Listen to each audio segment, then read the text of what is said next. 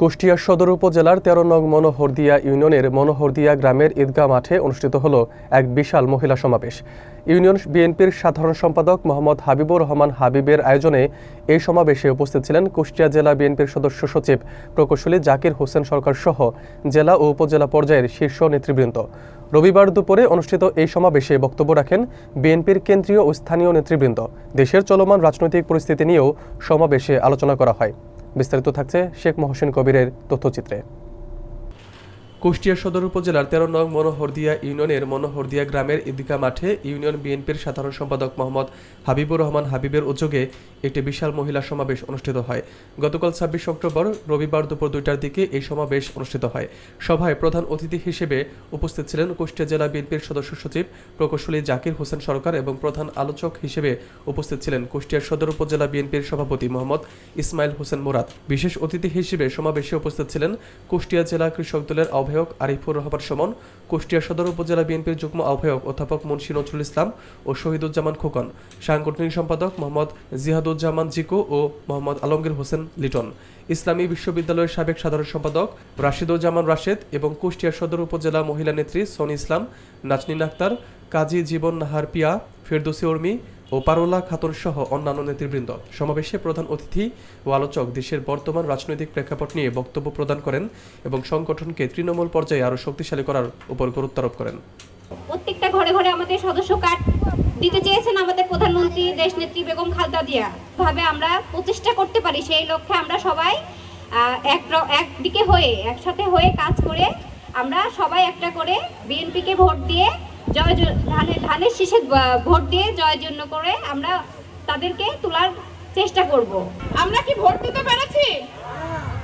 আমরা সবাই একযোগে যেন ভোট দিতে পারি, এটা আমাদের কিন্তু নৈতিক মানে আমাদের জাতীয়তা অধিকার হিসাবে কিন্তু দাঁড়ায়। আমরা যেন ভোটটা দিতে পারি এবং আমাদের প্রতীক কি থাকবে, সবার পছন্দের একটা প্রতীক ধানের শীষ। আমি বলছিলাম ভাই আপনি আমার জন্য দোয়া করবেন, আমি মনোহরদিয়া ইউনিয়ন আপনার জন্য উপহার দেব।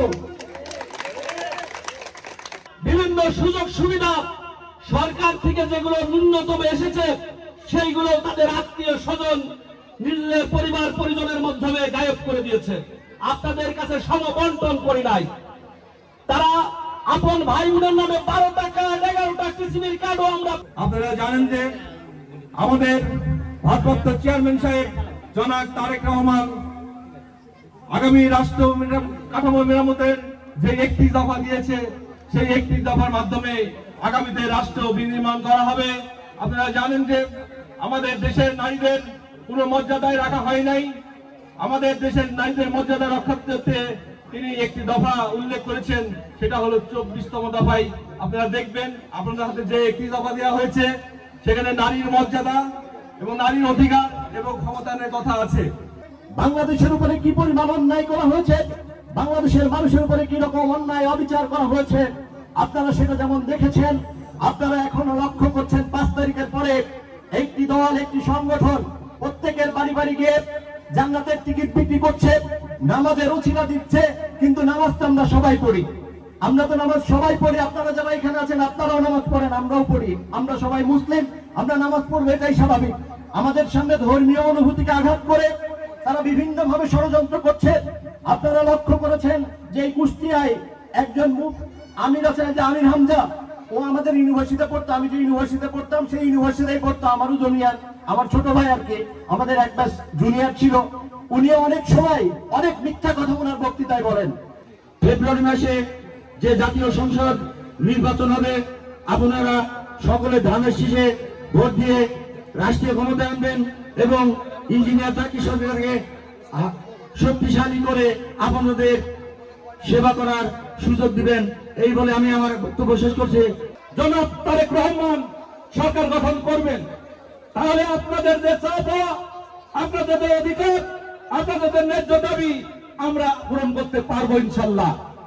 প্রিয় মা বোনেরা, আপনারা গ্রামগঞ্জে যাবেন, আপনারা গ্রামে গঞ্জে পাড়ায় মহল্লায় ঘরে যে সমস্ত মা বোনেরা আছে তাদের কাছে যে আপনারা তারেক রহমানের এই 19 দফাটা তাদেরকে বুঝাবেন এবং তারা যাতে ধানের শীষে ভোট দেয় এবং তারা যাতে বিএনপি সরকার গঠন করার সহযোগিতা করে, আমি এই আশাবাদ ব্যক্ত রেখেই ইসলামী সংগঠন বিভিন্ন অপপ্রচার করছে, বিভিন্ন সময় আপনাদের মাঝে যাচ্ছেন, ধর্মের নামে ধর্মের কথা বলে আমাদের কোমলমতি মা বোনদের দৃষ্টি আকর্ষণ করছে এবং তাদের কাছে যে একটি ছোট্ট কোরআন শরীফ নিয়ে আপনাদের সামনে যাচ্ছে এবং তারা বলছে আপনারা আগামী দিনে জামাত ইসলামকে ভোট দিলে বেহেশতের টিকিট আপনাদের নিশ্চিত করে দেবে।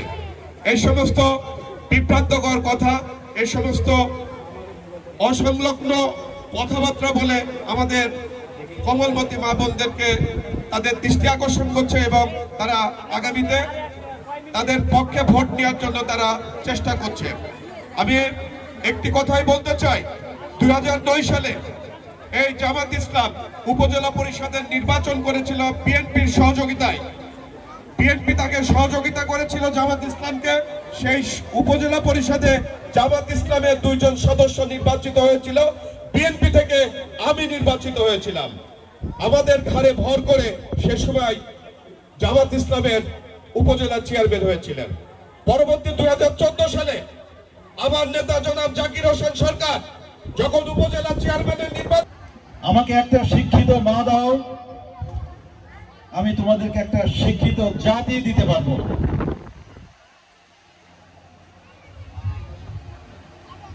এই পৃথিবীর যা কিছু মহান সৃষ্টি চিরকল্যাণকর, অর্ধেক তার দাঁড়িয়ে আছে নারী, অর্ধেক তার নয়। সম্রাট নেপোলিয়নের এই ভাষা, কবির এই ভাষা সঠিকভাবে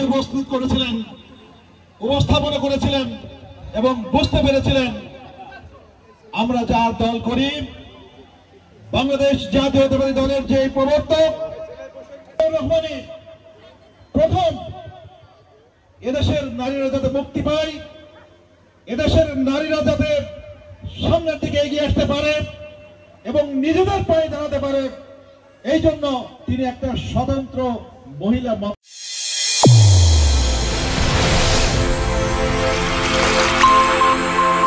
চ্যানেল A1 হৃদয়ের স্পন্দন।